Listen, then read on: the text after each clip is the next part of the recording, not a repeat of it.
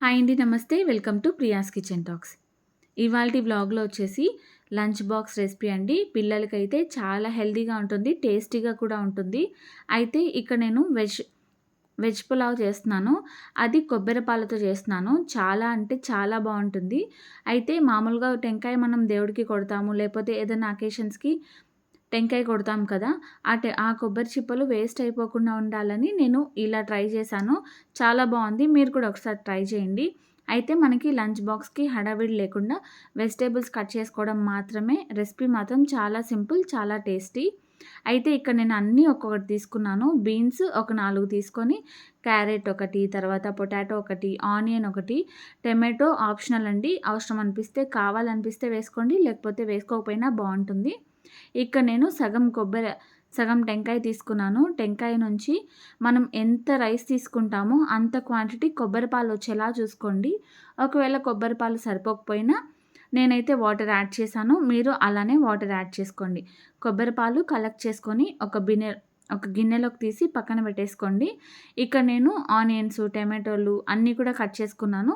అన్నిటిని కూడా చిన్న ముక్కలుగా కట్ చేసుకోండి. తర్వాత ఇక్కడ నేను పచ్చిమిరపకాయలు మాత్రమే యూజ్ చేస్తామండి ఈ రెసిపీకి మనము.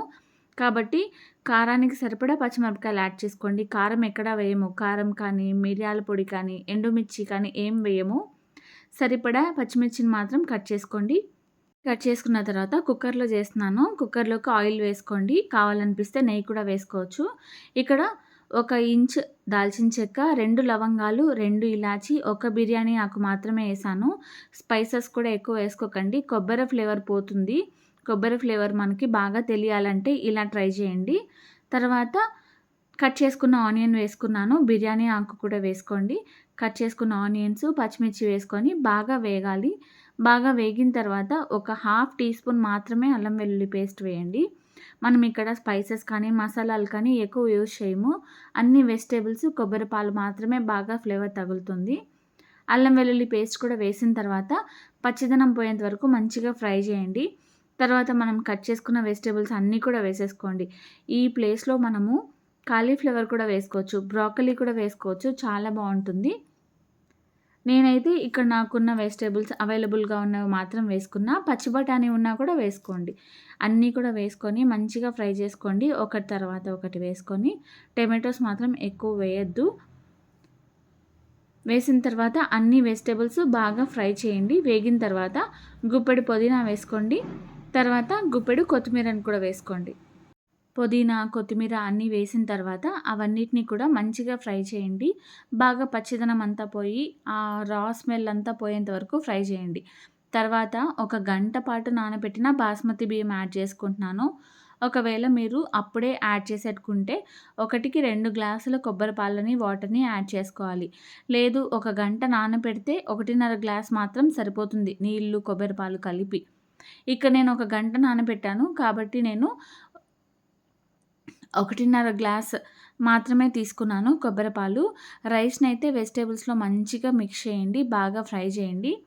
ఇలా ఫ్రై చేయడం వల్ల టేస్ట్ కూడా బావుంటుంది. ఇప్పుడు నేను కొబ్బరి పాలనైతే యాడ్ చేస్తున్నాను. కొబ్బరి పాలు కొంచెం తక్కువ ఒక గ్లాస్ పాలొచ్చాయి. దాన్ని మొత్తంని వేసేసాను. తర్వాత హాఫ్ గ్లాస్ కంటే కొద్దిగా ఎక్కువగానే వాటర్ యాడ్ చేస్తున్నాను.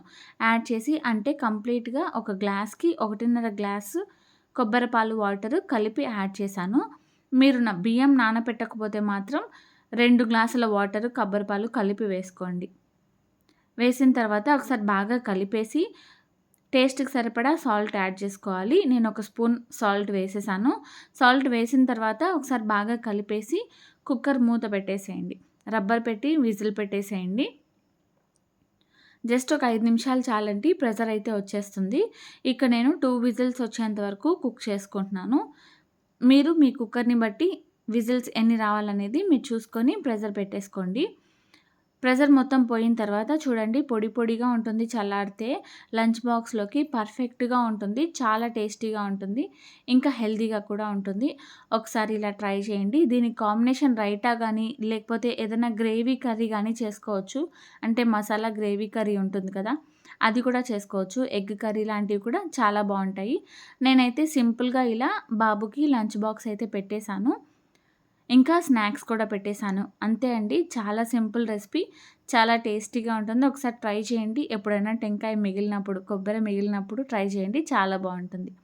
అంతే అండి. వీడియో నచ్చితే లైక్ చేయండి, షేర్ చేయండి, సబ్స్క్రైబ్ చేసుకోవడం అస్సలు మర్చిపోవద్దు. అంతే ఈ వీడియో. బాయ్.